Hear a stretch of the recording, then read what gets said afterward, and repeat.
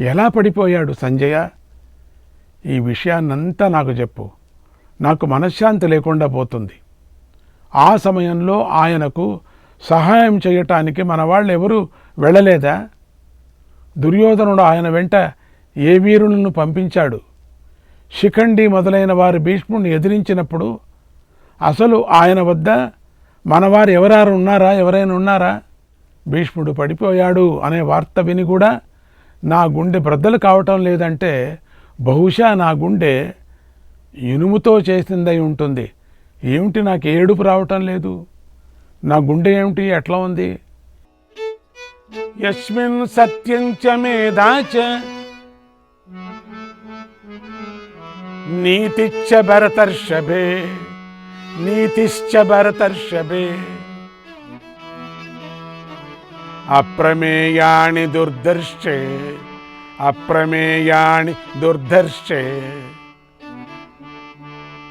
కథం సా నిహతో యధి కథం సా నిహతో యుధి. ఆయనలో సత్యం, మేధాశక్తి, నీతి పుష్కలంగా ఉన్నాయి కదా. అలాంటి వాడు యుద్ధంలో ఎలా పడిపోయాడు? ఆయన యుద్ధంలో మేఘంలాగా ఉన్నంతగా ఉన్నాడు కదా. ఆయన యొక్క ధనుష్టంకారము ఉరిమినట్లుగా ఉరుముతుంది కదా. ఆయన బాణాలు శత్రువులపై వర్షంలాగా కురుస్తాయి కదా.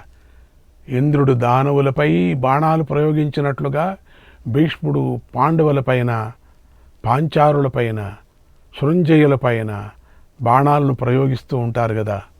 ఆయన శస్త్ర అస్త్రాలే ఒక సముద్రం వంటివి. అది భయంకరంగా ఉంటుంది. అందులో బాణాలు, మొసళ్ళు ఉన్నాయి కదా. వాటి దగ్గరకు చేరలేం. అంతే, మొసళ్ళై ఉన్నాయి కదా.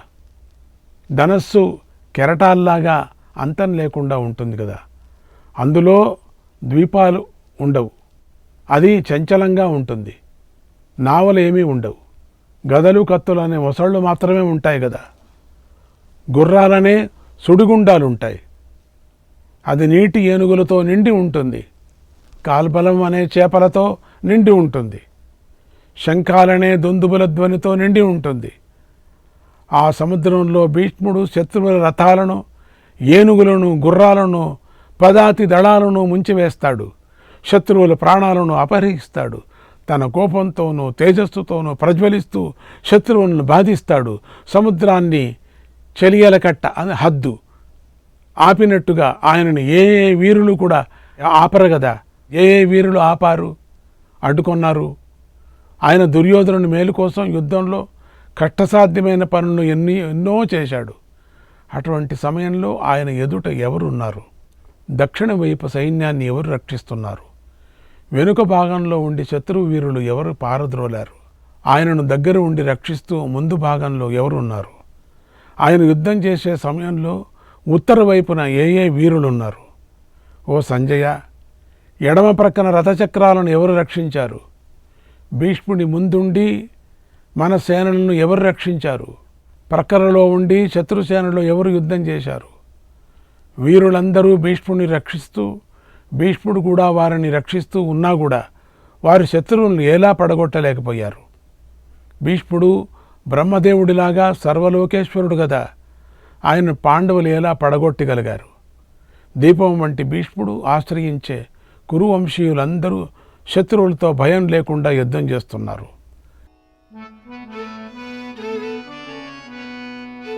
యస్య వీర్యం సమాశ్రిత్య యస్య వీర్యం సమాశ్రిత్య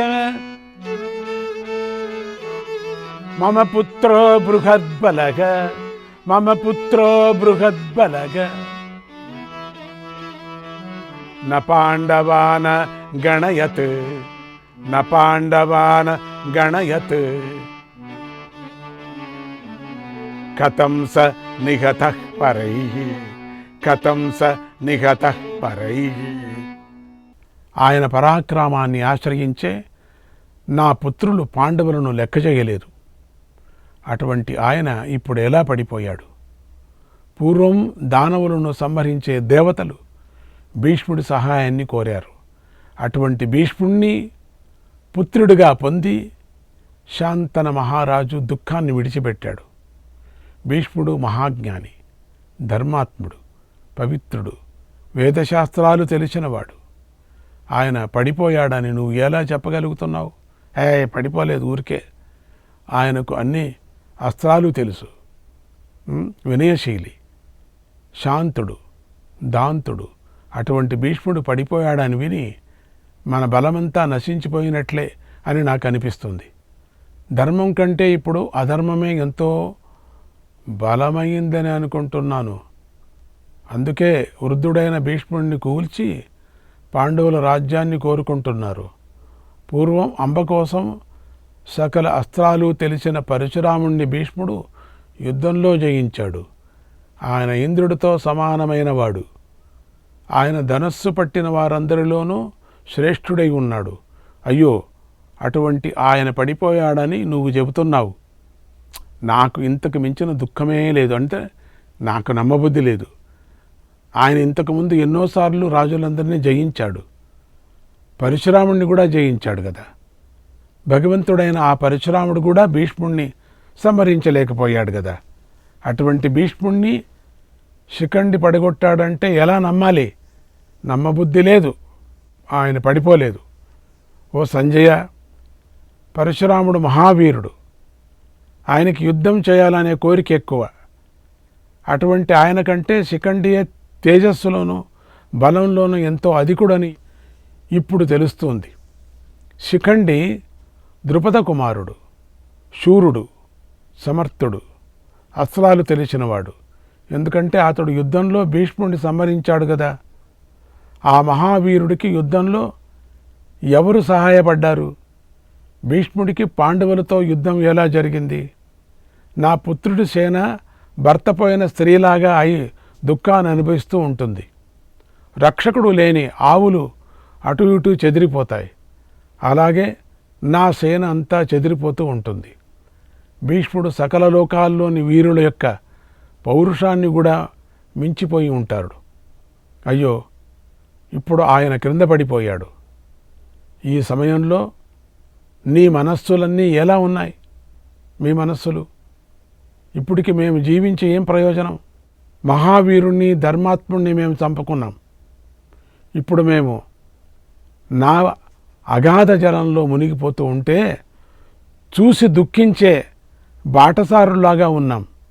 ఆయనలో అస్త్రాలు, మేధాశక్తి, నీతి పుష్కలంగా ఉన్నాయి. అటువంటి వాడు ఎలా పడిపోయాడు? నచాస్త్రేణ న శౌర్యేణ తపసా మేధయా నచ నృత్య న పునస్త్యాగాన్ మృత్యోః కచ్చిద్ విముచ్యతే. అస్త్రాలు, పరాక్రమం, తపస్సు, మేధాశక్తి, ధైర్యం, త్యాగం ఇవి ఏవీ కూడా మృత్యువును అడ్డుకోలేవు. ఓ సంజయ, భీష్ముడు పడిపోయాడని నువ్వు చెబుతూ ఉంటే నిజంగా కాలమే అన్నిటికన్నా మహాబలం కలది అనిపిస్తున్నది కదా. లోకమంతా కలిసినా కాలాన్ని దాటలేం అనిపిస్తుంది. శంతనుడు కొడుకైన భీష్ముని వల్ల మనకు రక్షణ కలుగుతుందని నేను ఆశపడ్డాను. కానీ ఇప్పుడు ఎంతో దుఃఖిస్తున్నాను. ఓ సంజయ, సూర్యుడిలాగా నేల మీద పడి ఉన్నటువంటి ఆ భీష్ముడిని చూసి దుర్యోధనుడు ఏమయ్యాడు? ఇక మన సేనలో కానీ శత్రుసేనలో కానీ ఎవరూ ఈ యుద్ధంలో మిగలరని నాకు అనిపిస్తుంది. క్షత్రియ ధర్మం ఎంతో కఠినమైనది. ఋషులు చెప్పారు. ఆ క్షత్రియ ధర్మంలోనే నిలిచి భీష్ముడిని చంపి పాండవుల రాజ్యాన్ని పొందాలని అనుకుంటున్నారు. లేదా మేము ఆయనను చంపుకొని అయినా రాజ్యాన్ని కోరుతున్నాం. కానీ క్షత్రియ ధర్మంలో నిలబడిన పాండవులు అపరాధం చేయటం లేదు అనే నాకు అనిపిస్తుంది. ఆపదలో భీష్ముడు చేసినట్లుగానే ఉత్తముడైన వాడు కూడా చెయ్యాలి. ఆయన శక్తికి మించి పరాక్రమాన్ని ప్రదర్శించాడు. ఆయనకు ఓటమి అనేది తెలియదు. ఆయన శత్రుసేనలను సంహరిస్తూ ఉంటే పాండవులు ఎలా నిలబడ్డారు? వారి సేనలు ఎలా నిలదొక్కుకుంటున్నాయి? వారు ఎలా యుద్ధంలో చేశారు? ఓ సంజయ, నా తండ్రి అయిన భీష్ముడిని శత్రువులు ఎలా పడగొట్టారు? తర్వాత దుర్యోధన, కర్ణ, శకుని, దుశ్శాసనులు ఏం మాట్లాడుకున్నారు? యుద్ధభూమి ఒక ద్యూత సభ వంటిది కదా. అందులో మనుష్యులు, ఏనుగులు, గుర్రాలు పరచబడి ఉంటాయి కదా. బాణాలు, శక్తులు, ఖడ్గాలు, తోమరాలు అనే పాచికలు వేయబడతాయి కదా. యుద్ధం కారణంగా అది మహాభయంకరంగా ఉంటుంది. అటువంటి ప్రాణద్యూతంలో మూర్ఖులైన ఏ జూదరులు ప్రవేశించారు? నరశ్రేష్ఠులైన వారిలో ఎవరు జూదమాడారు? ఆ యుద్ధద్యూతంలో భీష్ముడు కాకుండా ఇంకెవరు ఓడిపోతున్నారు? శత్రువుల బాణాలకు ఎవరెవరు నేలపై కూలిపోతున్నారు? ఓ సంజయ, ఈ విషయాన్నంతా చెప్పు. నా తండ్రి అయిన భీష్ముడు యుద్ధంలో పడిపోయినట్లుగా విని నా మనస్సుకు శాంతి కలగటం లేదు. నా పుత్రులకు కలిగే కీడు తలుచుకుంటూ ఉంటే నాకెంతో బాధ కలుగుతుంది. నువ్వు మాటలనే నేతిని హోమం చేసి, మాటలనేటువంటి నేతిని హోమం చేసి నా బాధ అనే అగ్నిని ఇంకా జ్వలింపజేస్తున్నావు. భీష్ముడు ప్రపంచ ప్రఖ్యాతుడు. యుద్ధ భారాన్ని అంతా తన భుజాల మీద మోశాడు. ఆయన చనిపోతే నా పుత్రులు ఎంతో దుఃఖాన్ని అనుభవిస్తారు కదా. ఆ దుఃఖాన్ని దుర్యోధనుడు ఎలా వ్యక్తం చేశాడు? అక్కడ జరిగిందంతా చెప్పు. తెలివి తక్కువ వాడైనటువంటి నా పుత్రుడి కారణంగా ఈ యుద్ధంలో జరిగిన న్యాయాన్ని, అన్యాయాన్ని కూడా చెప్పు. భీష్ముడు అస్త్రవిద్య విశారదుడు. ఆయన విజయాసక్తితో ఏ ఏ కార్యాలను చేశాడో చెప్పు. కౌరవ పాండవ సేనలకు ఎప్పుడు ఏ పద్ధతిలో ఎలా యుద్ధం జరిగిందో పూర్తిగా మొదటి నుంచి చెప్పు నాకు అని అడిగాడు ధృతరాష్ట్రుడు. ఎట్లా జరిగింది చెప్పు. యుద్ధం ఎట్లా ప్రారంభమైంది కూడా చెప్పు నాకు. శ్రీకృష్ణాయ పరమాత్మనే నమః. 15వ అధ్యాయం. సంజయుడు ధృతరాష్ట్రుడికి ఇలా చెప్పాడు. ఓ ధృతరాష్ట్ర మహారాజా, నువ్వు అడిగిన ప్రశ్న నీకు తగిన విధంగా ఉంది. కానీ దుర్యోధనుడి మీదనే దోషమంతా అంటగట్టకు. ఆయన మీద అంటగట్టకు. తప్పంతా అతడి మీదే నెట్టకు. అది మంచిది కాదు కదా. యయాత్మనో దుశ్చరితాత్ అశుభం ప్రాప్నుయాన్నరక ఏన సాతేన నాణ్యం సఖ ఉపాశంకితుమర్హతి. తాను చేసే తప్పుడు పనులకు పాపాన్ని పొందేవాడు ఆ తప్పును, బాధ్యతను ఇతరుల మీద మోపకూడదు కదా. మహారాజ మనుష్యేషు నింద్యమ్యః సర్వమాచరేత్ సవద్యః సర్వలోకస్య నిందితాని సమాచరన్. మనుష్యులలో అన్నీ నిందించదగిన పనులే చేసేవాడు. ఆ నిందించదగిన పనులు కారణంగా లోకుల చేత వధించదగిన వాడవుతాడు. నువ్వు చేసిన మోసమంతా నీకు తెలుసు. అసలు ప్రారంభంలోనే మోసం చేసిందే నువ్వు. పాండవులు నిన్ను చూసి నువ్వు న్యాయంగా ప్రవర్తిస్తావని అనుకున్నారు, పెద్దవాడు అని చెప్పేసి. పెదనాయన పెద్దవాడు అని. కానీ నువ్వు పెద్ద పని చేశావు. ఎంత పెద్ద పని చేశావు చూడు. నువ్వు మంత్రులతో కలిసి అడవులలో చాలా కాలం కష్టాలు పడ్డారు వాళ్ళు. నువ్వు హాయిగా ఉన్నావు. వాళ్ళు మాత్రం 13 ఏండ్లు కష్టపడ్డారు. వాళ్ళకి ఏదీ లేదు. ఓ మహారాజా, నేను యుద్ధభూమిలో గుర్రాలను, ఏనుగులను, రాజులను ప్రత్యక్షంగా మరియు పరోక్షంగా యోగ బలంతో సూచినంతగా నీకు చెబుతున్నాను విను. ఏమేమి చూశానో నేను చూసిందంతా చెప్తాను. అక్కడ ఏమేమి జరిగిందో, ఏ ఏ శబ్దం జరిగిందో, ఎప్పుడెప్పుడే డమరుగు వాగిందో, ఎప్పుడెప్పుడు ఏ శంఖం వాగిందో, ఎప్పుడెప్పుడు ఏ భయంకరమైన శబ్దాలు, ఇవన్నీ నిదానంగా చెప్తాను విను. వదలను, చెప్తాను. మనస్సులో దుఃఖించకు. ఎందుకంటే నువ్వు చెప్పమంటున్నావు కదా. ఇదంతా దైవ సంకల్పం అని గ్రహించు. నేను భూమిలో ఎక్కడైనా తిరగలను. యుద్ధ భూమిలో నన్నెవరూ గుర్తించలు. ఒకవేళ నాకు బాణం పడినా నాకు ఏమి తగలదు. అది అంతా నేను చూసా. చెవులు బద్దలయ్యేంత శబ్దం విన్నాను అక్కడ, కానీ చెవులు ఏం బద్దలు కాలే నాకు. అదంతా నీకు ఇప్పుడు చెప్తాను. నేను నీకు బద్దలయ్యేటట్టు చెప్తాను విను. ఓ రాజా, వ్యాస మహర్షి అనుగ్రహంతో నాకు దివ్య దృష్టి లభించింది. ఆయన కృపతో లభించింది. ఆయన చెప్పమన్నాడు కాబట్టి చెప్తున్నాను. దివ్య దృష్టి నాకు లేకపోతే నేను ఏం చెప్పగలను? దాంట్లో నేను వెళ్ళి మధ్యలో నేను ఎట్లా వెళ్ళగలను? ఆ ఏనుగులు కాళ్ళ మధ్యలో కూడా నేను వెళ్ళాను, నన్నేం తొక్కలేదు, అవి తొక్కినా నాకేమనిపించలేదు. అట్లా వెళ్ళా, బాణం నా మధ్యలో దూసుకుపోయింది, ఏం కనపడలే, నాకేం కాలేదు. నా మెడకాయ దగ్గర కత్తిపోయింది, నాకేమీ అనిపించలేదు. నా చెవుల దగ్గరే బద్దలు కొట్టారు, శంఖం ఊదారు, నాకేం కాలేదు. ఆ దివ్య దృష్టి స్వామి నాకు ఇచ్చాడు వ్యాసభగవానుడు.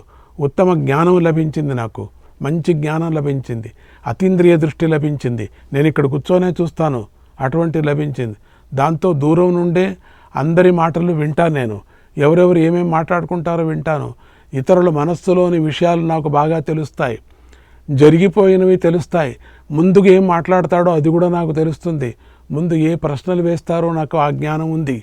నేను ఆకాశంలో కూడా సంచరిస్తాను, యుద్ధంలో అస్త్రాలు నాకు తగలవు. నాకు ఆ వరాన్ని వ్యాసమహర్షి ఇచ్చాడు. శృణుమే విస్తరేణేదం, శృణుమే విస్తరేణేదం, విచిత్రం పరమాద్భుతం, విచిత్రం పరమాద్భుతం. భరతానామ భూద్ యుద్ధం, భరతానామ భూద్ యుద్ధం. యథా తల్లోమ హర్షణం, యథా తల్లోమ హర్షణం. నీ తండ్రి అయినటువంటి వ్యాసమహర్షికి నమస్కరించి నేను భరతవంశీయులకు జరిగిన యుద్ధాన్ని విస్తారంగా చెబుతున్నాను, శబ్ద సమేతంగా చెబుతున్నాను, విను. ఇది వింటే ఒళ్ళు జలధరిస్తుంది నీకు. ఈ యుద్ధం చాలా అద్భుతమైనది, విచిత్రమైనది. మహారాజా, శాస్త్రవిధి ప్రకారంగా సైన్యాలన్నీ వ్యూహ ప్రకారంగా నిలబడ్డాయి, యుద్ధం చేయటానికి సిద్ధంగా ఉన్నాయి. అప్పుడు దుర్యోధనుడు దుశ్శాసనుడితో ఇలా అన్నాడు, ఓ దుశ్శాసన, మనం భీష్ముడిని రక్షించాలి. అందుకు ఏర్పాటు చేసిన రథాలను అన్నిటినీ సిద్ధం చేయి, సైన్యాలను అన్నిటినీ ప్రేరేపించు. నేను ఈ యుద్ధం కోసం ఎన్నో సంవత్సరాల నుండి ఎదురు చూస్తున్నాను. ఈ కురు పాండవ సంగ్రామం ఇప్పుడు వచ్చేసింది. భీష్ముడిని రక్షించుకోవటమే మనం ఇప్పుడు చేయవలసిన పని. ఇది తప్ప మనకు మరొక పని లేదు. మనం భీష్ముడిని రక్షిస్తే ఆయన పాండవులను, సోముకులను, శృంజయులను అవలీలగా చంపేస్తాడు. అయితే భీష్ముడు తన మరణ రహస్యాన్ని తానే ఇలా చెప్పుకున్నాడు కదా, నేను శిఖండిని చంపను, ఎందుకంటే అతడు మొదట స్త్రీగా పుట్టి తర్వాత పురుషుడయ్యాడు, కనుక యుద్ధంలో శిఖండిని విడిచిపెడతాను అన్నాడు. అందరికీ చెప్పుకున్నాడు కదా, అందరికీ తెలిసిపోయింది కదా, ఆ శిఖండి వేరే పుట్టాడు కదా. అందుచేత ముఖ్యంగా మనం భీష్ముడిని శిఖండి నుంచి రక్షించుకోవాలి. శిఖండి ఆడి దగ్గరికి రాకోకుండా చూసుకోవాలి మనం. ఇదే నా కోరిక. మన వారంతా శిఖండిని వధించాలి. అందుకు సిద్ధంగండి. తూర్పు, పడమర, దక్షిణం, ఉత్తరం నుండి వచ్చిన వారు, అస్త్రవిద్య తెలిసిన వారు భీష్ముడిని రక్షించుకుంటూ ఉండాలి. రక్షణ లేకపోతే బలవంతమైన సింహాన్ని అల్పప్రాణి అయినటువంటి తోడేలు కూడా చంపేస్తుంది. హుషారు. భీష్ముడు సింహం వంటివాడు, శిఖండి తోడేలు వంటివాడు. అవకాశం కోసం ఎదురు చూస్తూ ఉంటాడు. సింహం కొంచెం పడిపోతే చాలు తోడేలు వచ్చి పట్టుకున్నట్టుగా పట్టుకుంటాడు ఆ శిఖండి. కనుక శిఖండి భీష్ముడిని చంపకూడదు. మనం అట్లా చూసుకోవాలా. అర్జునుడి రథం యొక్క ఎడమ చక్రాన్ని యుధామన్యుడు రక్షిస్తున్నాడు, కుడి చక్రాన్ని ఉత్తమౌజుడు రక్షిస్తున్నాడు, అర్జునుడు శిఖండిని రక్షిస్తున్నాడు. అందుచేత ఓ దుశ్శాసన, అక్కడ అర్జునుడి చేత రక్షించబడుతున్నాడు శిఖండి. భీష్ముడిని చంపకుండా చూడు, సిద్ధంగా ఉండు, తగని ప్రయత్నం చెయ్యి అని దుర్యోధనుడు చెప్తున్నాడు. శ్రీకృష్ణాయ పరమాత్మనే నమః. 16వ అధ్యాయం. సంజయుడు ధృతరాష్ట్రుడికి ఇలా చెబుతున్నాడు, ఓ మహారాజా, రాత్రి గడిచింది, తెల్లవారింది. శ్రీకృష్ణాయ పరమాత్మనే నమః.